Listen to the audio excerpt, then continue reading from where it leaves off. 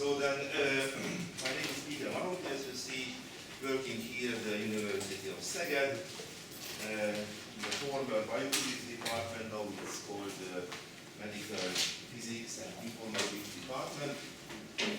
And I have the task to give you some sort of introductory course to lasers, and especially to a special area subject of the laser. This is the coherence of the laser. How can it be applied in science, especially in biophysics?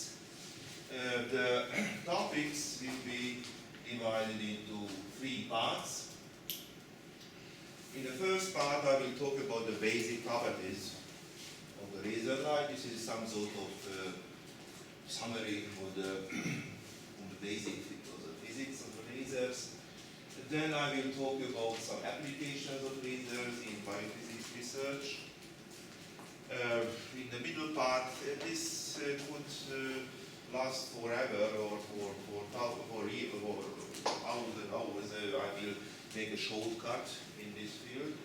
And then the third part, the stress is on the most, from my point of view, most interesting property of the laser light. This is the coherence of the laser light and some applications in the field. Now, principles of laser operation, the major properties of laser radiation can be summarized as absorption of spontaneous and stimulated emission. Then the next important point, I will not talk about in detail, the population meter, the optical gain.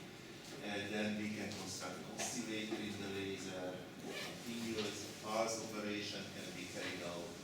The laser is sometimes used as, there are nonlinear effects, for example, frequency doubling. The modulators in the cavity, the acoustic and vocal cells, these are the ancient, most important modulation techniques from the 80s or 70s, 80s. Then another important point, the tuning of laser, especially for the spectroscopists, it is very useful property. How can it be tuned? Some lasers cannot be tuned. They have a fixed frequency. Others, the frequency of the wavelength of the radiation can be changed. This is called tuning of laser, and many applications can be measured. I will just mention, but not talk about the different laser types, which textbooks level can mention, namely the solid states, gas and dye lasers. And nowadays very important laser types are the semiconductors. Oh, okay. This is the semiconductors laser diodes. Here are the basic properties, just to brush up your mind, namely the monochromatism, the spatial and time coherence, small divergence, and high intensity. We will see that these are not unique properties of the laser light. We can be also the thermal light characterized by these properties. We will look for a unique property which can be characterized the laser light. And the question is, what is unique in laser light? How can we make distinction between thermal and laser light sources? How can it be used? How can the high coherence of laser light can be utilized? And finally, I will talk about the coherence and photon statistics. It is in a plural form. It is used statistics. Although I will talk about only two statistics, two extreme cases, namely the Poisson and Bose statistics.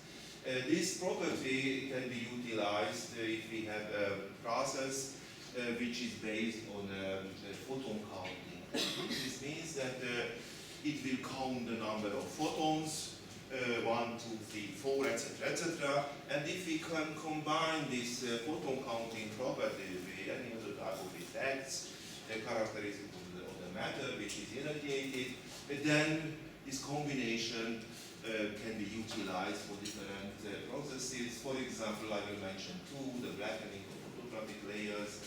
Nowadays it's not so fashionable because everything is overcrowded by the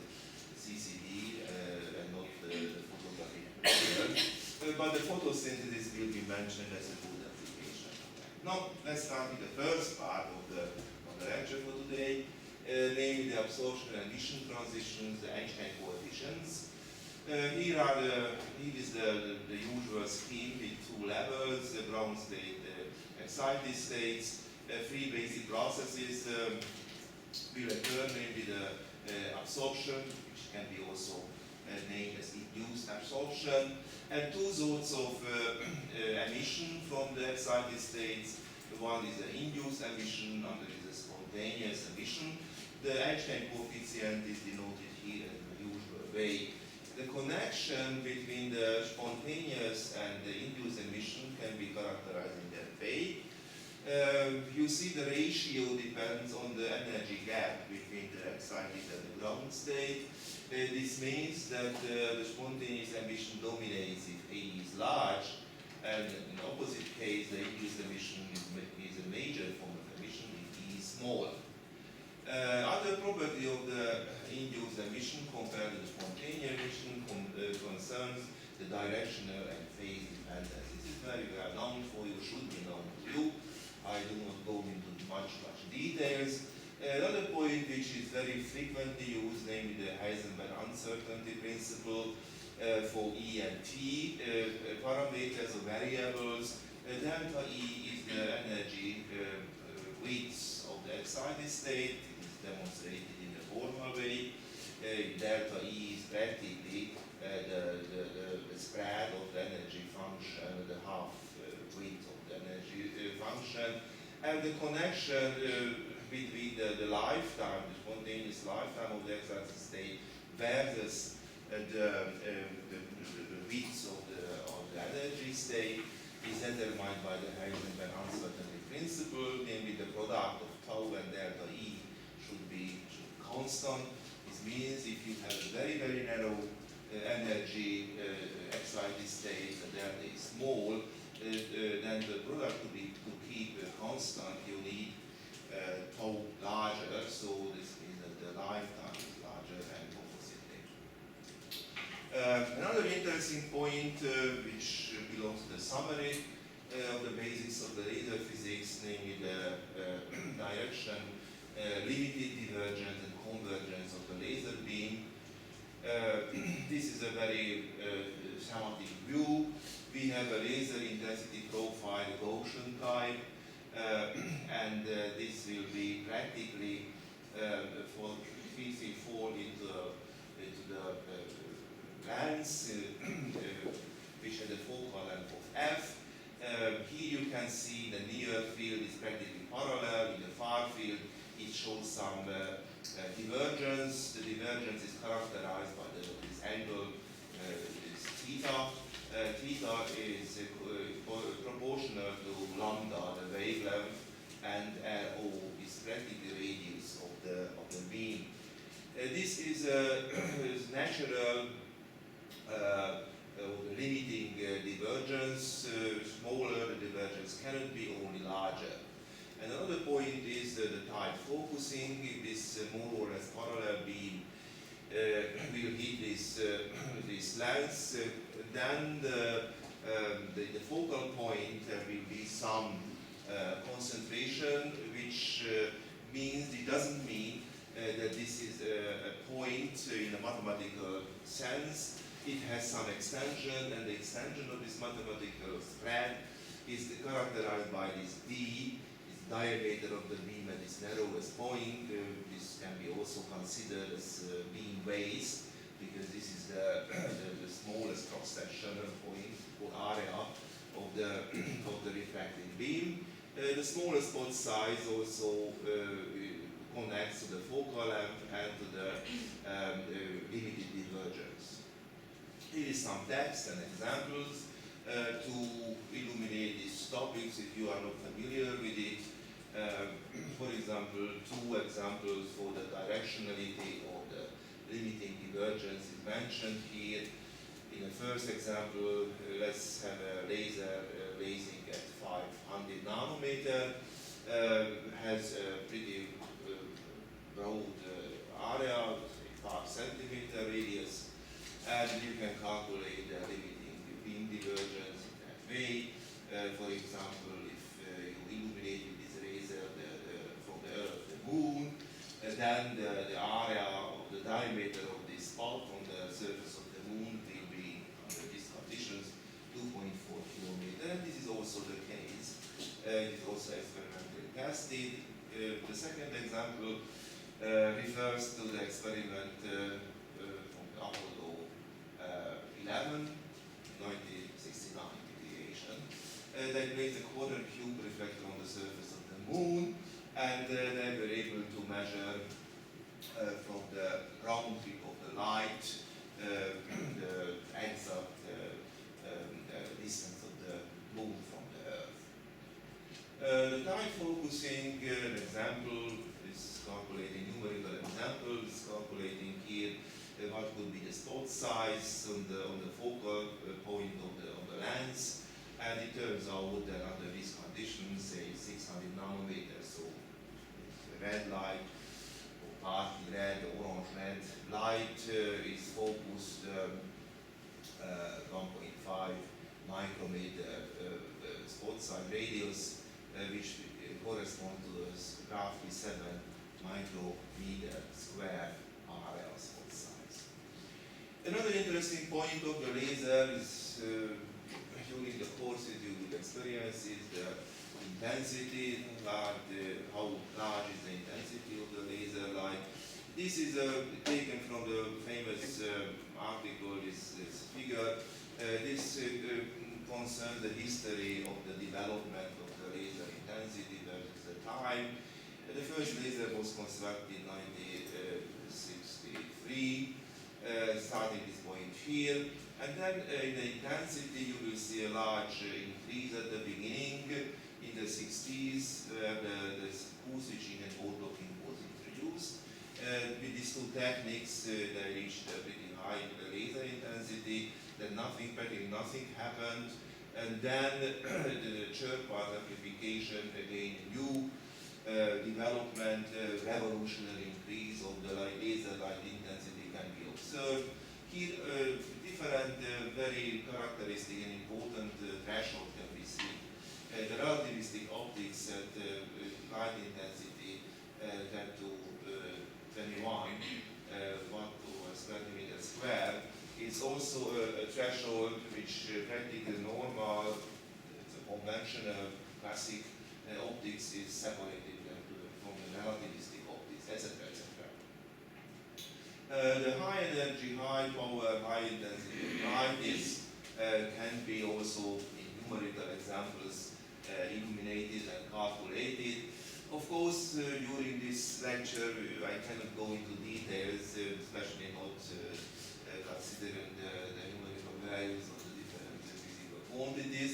But at home, when you open this lecture, the file of this lecture, then you can consult with these numerical examples. There are two examples here, how the light bulb, if you are looking at the light bulb, say in this case it was 20 watt light bulb from a distance 5 meter, it doesn't hurt you and practically no burning at the retina of your eye. But if you do the same experiment with laser light, then it can be very crucial and unexpected results can be expected from this experiment. Now, application in biophysics. This is the second part of the talk. Tremendous application, but first of all, I have to define what is biophysics, what does it mean, biophysics. The biophysics is considered the core definition, is pretty simple to define, namely all the experiences, all the observations which were done, which can be done from the life, from the different aspects of the form of the life, can be explained by the laws of the physics. So we do not have to do anything, we have to know the laws of the physics and we have to apply these laws to the different formation experiences which can be observed in the normal life. The life can mean the microorganism, human being, medical application, etc. So this is a very, very broad sense where the application of the basic laws of physics can have major important role. Otherwise, this is a pretty poor definition for the biophysics. Better definition has not much sense to define because it's not a question of the definition. For the lecture, before the lecture, it was asking me whether I recognize my wife or not. I can tell you only that yes, the question is whether can I define my wife after 45 years of marriage. I have to admit that I cannot define my wife. So I cannot define the biophysics, but very important thing, I can recognize her among hundreds and thousands of women, although I can't define. The same thing with the biophysics, so then I cannot define the biophysics. I told you a very poor definition which says nothing. It's so general that says nothing. But I can realize whether this problem belongs to biophysics or not. Now, a lot of problems being mentioned here. Of course, I cannot go into details. We have lectures in the courses of physics students, and all these topics we will discuss in details. Here we do not have time for that, only just a list of applications we will see. In the list, we will see only the title, because we do not have time to even to run through the different subtopics. Subtitles, only consider for the applications, the title. The first one is the laser spectrometers and colorimeters. This means that the laser, instead of thermal light sources, as mercury lamps or xenon lamps, etc., lasers can be used for spectrometers and colorimeters to excite fluorescence to observe the absorption processes. You can use also Fourier transform techniques in the infrared spectroscopy. You can use very high light and very spectrally well-defined wavelength for spectral hole burning. You can use in microscopy. You can use in infrared spectroscopy Raman and also normal spectroscopy for biomolecular vibration, study for biomolecular vibration, etc. Then the next topics, very broad topics, is the time-resolved spectrophotometers, where not only the spectral response is important, in which part of the spectrum will the biomolecule absorb or emit light, but also you can be interested in the time dependence of these changes in absorption of fluorescence. And this change in time in chemistry is called the kinetics. Also the laser can give you a large contribution. Namely, it is a very good triggering apparatus. In the chemistry, the major point in a kinetic studies how to start the experiment. You can mix two reagents, etc., but the mixing time is not well defined. So we are also always trouble with the starting point at other times and the triggering of the chemical reaction. In the case of a photoreaction, when the light can serve as initiating process, initiating factor of the process, it is not so crucial because you can produce laser light with very short duration. So in that case, the triggering is already automatically solved. You can use this time-resolved or kinetic spectrometer, for example, to measure the bacterial chlorophyll fluorescence. You can measure the lifetimes of these dyes. And also, new area is growing, named the femto picosecond biology, where the processes occurring in this very, very short time range can be studied. I think, according to my view, these are the shortest time scales, which could be interesting in biology. In femtosecond, perhaps the chemistry can be interested in the femtosecond scale, but from the point of view of the light or the molecules, a shorter time scale, according to my present view, doesn't have too much interest or sense. This is why this can be called the Big Bang or the biophysics. This is femtosecond pulse. This is readily available shortest pulse which can be generated from the lasers. That was nothing. Another point is the lasers reveal structural dynamics for biophysical systems. Also, a lot of subtitles can be seen here. Even from one or two, the whole lecture will be not enough to talk about. I will just mention the transient rate in spectroscopy, or for example, fluorescence correlation spectroscopy. But let's stay here for a while. The correlation spectroscopy, what is it about? We have to have a very, very tiny amount of tiny volume, namely 10 to minus 15 liter, is extremely small volume. And if you consider this very small volume, then the number of fluorescence reporter molecules can be counted, 1, 2, 3, 4. Not so many. In this very, very small area doesn't exist too many molecules. If there are only a limited number of dyes which can emit fluorescence, then you can follow the change in the number. It can be also said later, I will use this word, photon counting, the counting mechanism. We will counting the number of fluorescent molecules entering or leaving this area.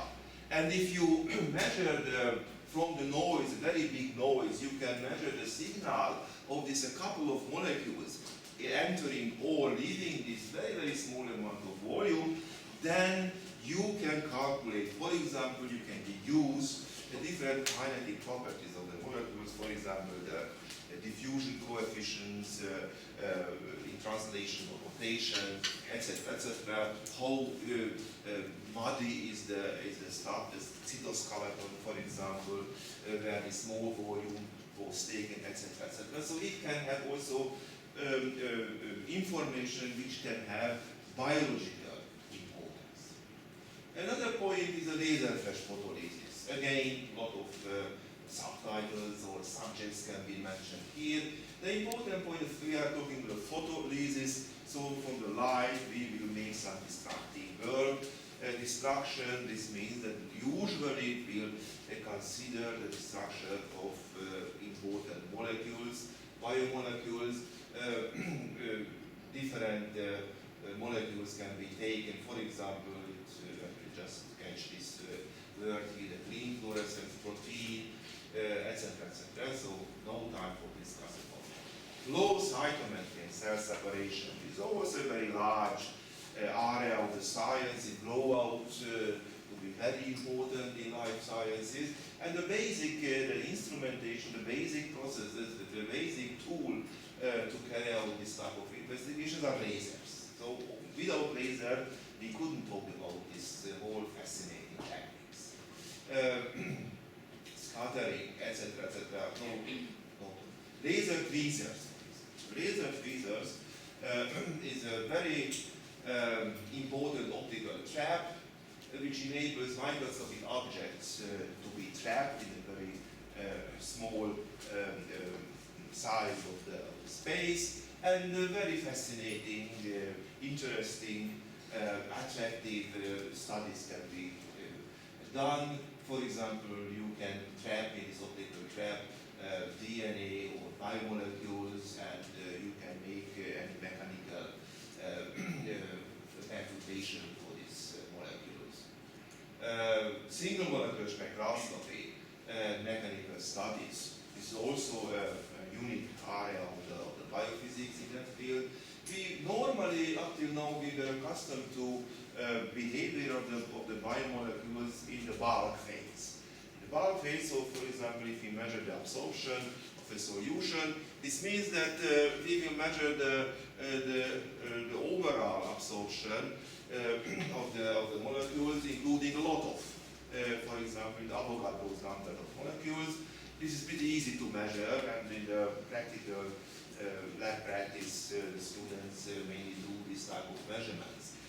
But we can also, the sensitivity of these setups is so large that we do not need an Avogadro's number of molecules to measure the fluorescence or absorption properties. We can select the individual molecules also, and we can study the properties of these individual molecules. This is called a single molecular spectroscopy. For example, motor proteins, or for example, ATPase, which is a very, very nice engine. For example, it can maybe I'm a little bit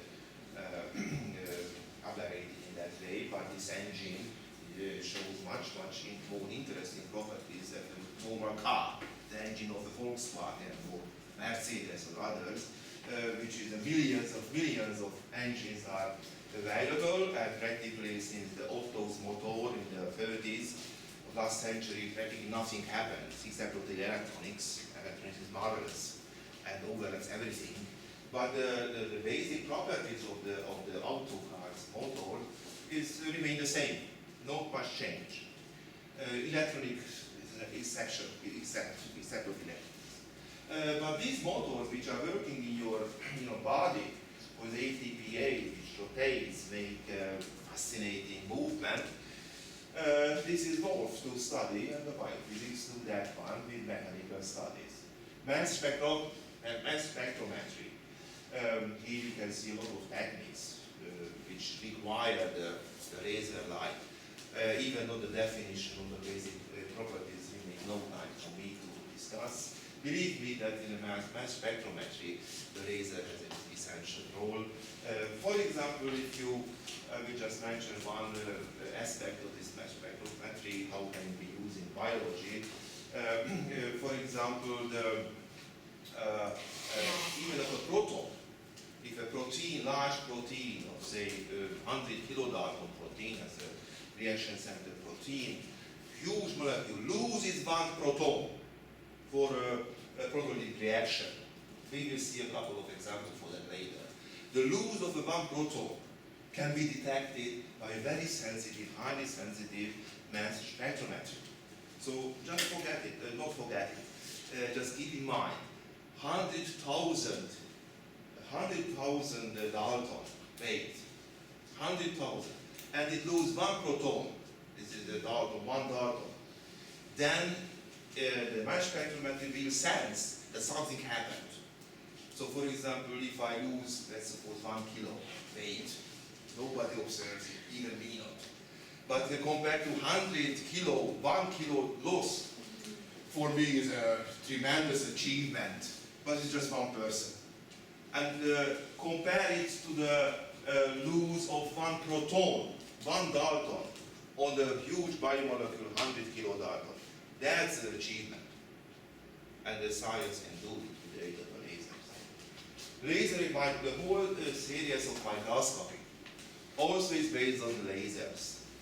Here you can see the confocal microscopy, AFM, etc., etc. You will read it.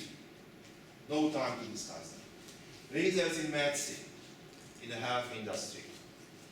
Tremendous horizons can be mentioned in diagnosis, therapy, etc., etc.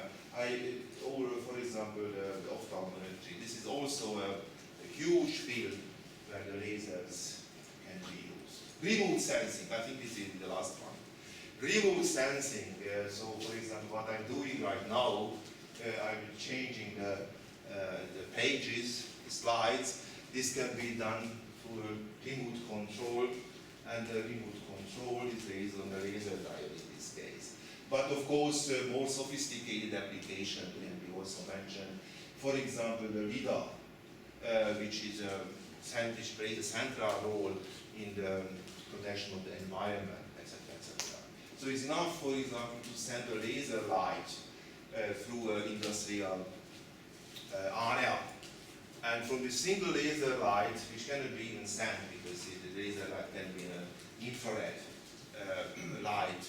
From the scattering from this laser light, you can use what was the constitution, what was the component of this area, air, whether it's polluted or not, in what extent it is polluted, and nothing happens. Just, for example, the fines will appear in the administration of the factory or plant, and no very complex or sophisticated measurements is required to find for the air pollution the organization, just to send in the laser light above the factory or the plant.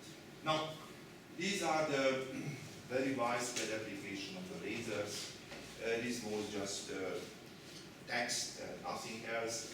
Now we will take a little bit more serious, return to the more serious part of the course, namely what is the most, according to my opinion, most important property of the laser light, which can distinguish from other type of lights. Here you can see two types of lights, thermal lights and laser lights, in comparison, considering the different properties. Of course, this distinction is also very forced and aggressive distinction. Why we are talking about laser light? Why we are talking about thermal light?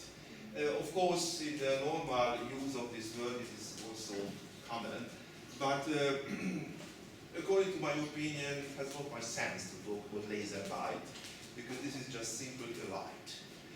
We had modified characters. Now, let's consider these two basic types of light sources, the thermal and laser light sources. The thermal light sources, let's see, for example, sun, flashlight, tungsten lamp, welding guard. These are the most typical thermal light sources. And laser, here you can see about laser, we don't have to talk about it. What is the distinction? Directionality, small spot size, high energy, monochromaticity, coherence, photon distribution. What do they, in what property they are basically different? This will be answered in the part of the last part of the lecture. This is Herschel.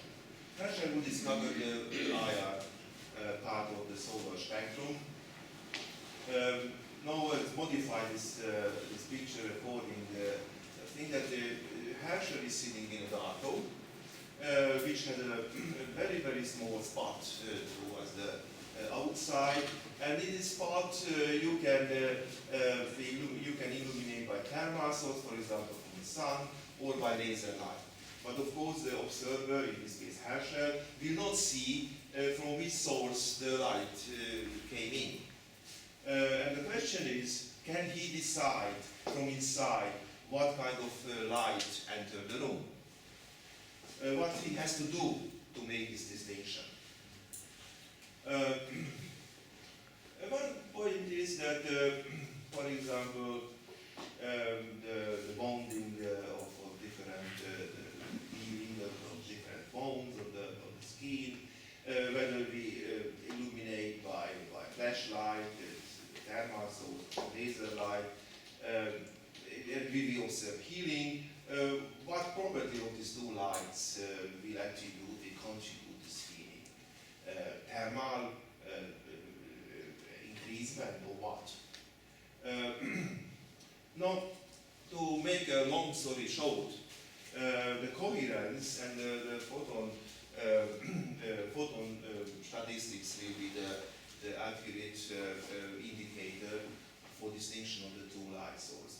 If I'm coming back, so I will not devote too much time to the directionality for spot size. The directionality, for example, you can make a very highly convergent light from the sunshine. Also from the laser, but for example, if you consider a laser diode which has highly divergent radiation, this cannot be the property, the characteristic of laser light. Small spot size. You can also, with a very nice lens, you can also focus the small spot, the thermal light source of the sun. You don't need to have a laser for that. This also can be a distinguishing property. High energy, high power, etc., etc. The higher power and the focused sun shine cannot be reached, so that it's also there's not an upper limit for power. The monochromaticity cannot be. It cannot be because if you have a good monochromator, then from sunshine you can get an excellent monochromatic ring also. So it's also not.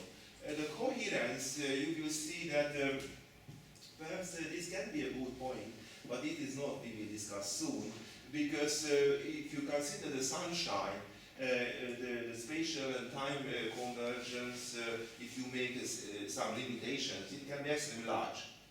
So even the coherence is not a basic property of the laser, which you usually are thinking of. Remains the photon distribution. I will discuss it in great detail soon. And there's the coherence. You see, for the temporal and spatial coherence, the majority of the audience should be acquainted with these two arrangements. How do you measure the temporal coherence with the usual Michelson interferometer? I do not go into detail, because if you consider here the fringes, it can be sharp fringes in this case, or no fringes, depending on, this is a fixed plane mirror. In the other bench of the Michelson interferometer, you can move this mirror for the distance of the coherence, and then from the sharp fringes you will get no fringes. This characteristic distance is called the length of coherence, and then from it you can calculate the time, coherence time. In a spatial coherence, it can be measured by a Young double-slit interferometer. These are the two slits. This is the light source, which has two positions, 2 points of the light source you will select. One distance of d for the spatial coherence, and you can calculate on screen where the interference pattern looks like. You will see that some modification in different colors. It is also demonstrated here. The interference pattern is changing. How can it be calculated? This is a normal way of calculation. These are the two slits. These are the 2 points of the light source, distance d. And you can calculate a point O on the screen, what will be the intensity, and finally you will get a characteristic the distance for the coherence, which depends on the wavelength of the light source, and also on alpha, which is the angle from which the 2 points of the light source can be viewed. I told you that both the spatial and the thermal coherence can be large in the thermal sources if you make such kind of high limitations. For example, to make an explanation for that, to get a demonstration for that, let's think of an umbrella. It's night, rainy night, and you are walking home. Yesterday was not good for that because it's all rain yesterday. But let's suppose that there is a rainy day and there is a street light pretty far away from you, and you will see this street light through the wet texture of the umbrella. What you will observe? Okay, the experiment is clear for you. This is the experiment, Gedankenexperiment, sagen wir Deutsch. Also, just to think about it, how this experiment would look like. You have an umbrella in your hand, rainy day, and then you put this umbrella between your eyes and pretty far away lying street light. What you will see? The texture is pretty fine in the umbrella. So in this case of the, if you see two-slit Young interferometer, this distance between the two openings of the texture is pretty small. Or in other case, lambda is very small. In this case, L, the coherence distance, the length of coherence can be pretty large. What is the consequence of that? If the coherence is pretty large, then you will see interference. And indeed, if you see the street light, then you will see different color, rainbow colors appear in the texture of the umbrella. And this is due to the fact that if you make a pretty high spatial hindrance, this means that the alpha, the view of angle will be small, so you will consider the street light pretty far away from you. Then, even in this very simple experiment, you will see interference fringes. In this case, appears in form of Newton colored rings, for example. So that means only that the thermal light source, there is no question, no doubt about that, the street light is not a laser light. But if you are walking in different streets of Hungary today, then perhaps different laser lights can be also put into operation. But normally, these are thermal light sources and still are able to make a high degree of coherence, in this case spatial coherence. So the coherence, the high degree of coherence, not a unique property of the laser light, because with the light source, the thermal light source, you can create similar things. Now, what is the message for today? The photon statistics. Photon statistics. And not many textbooks are discussing this type of, this part of this aspect of the laser light source. From one side, the theoretical physicists like it, so they are digging among different statistics. I will mention a couple of statistics, but this is pretty far away from the experimentalists. On the other side, the experimentalists are hating to discussing such kind of theoretical things as statistics, etc. And they cannot connect with the experiment this sophisticated idea. But let's try to connect it. No, let's start from very, very basic things. Let's suppose that we have a low intensity beam matching from left to right and hits a photomultiplier or avalanche photodiode. These are the abbreviation of the photodetector. And in a digital form, you will get outputs. A photon appears as an electric pulse, and then a counter with integration time, capital T. It will count the photons, 1, 2, 3, 4, 5, etc., etc. They are not equally spaced in space and time, but they show some randomness. Let's consider the helium gas laser. This is the most typical ancient form of the laser, and if you have you construct this helium gas laser's power supply very cautiously, electronically very cautiously, with less noise, then this type of properties can be studied with the helium gas laser. The lasing wavelength of the helium gas is 633, so this has a typical red color. And if you consider a path of 30 centimeters, if you have, say, 1 nanowatt power, then you will see, for example, 3 photons in average. The photon flux is so much, and if you consider this type of distance, then you will get a finite number of photons. So in average, 3 photons in 30 centimeter beam. The timing is random on very short time scales, and this you can manage, you can construct statistics, and it turns out that this statistics is a Poissonian statistics, Poisson statistics.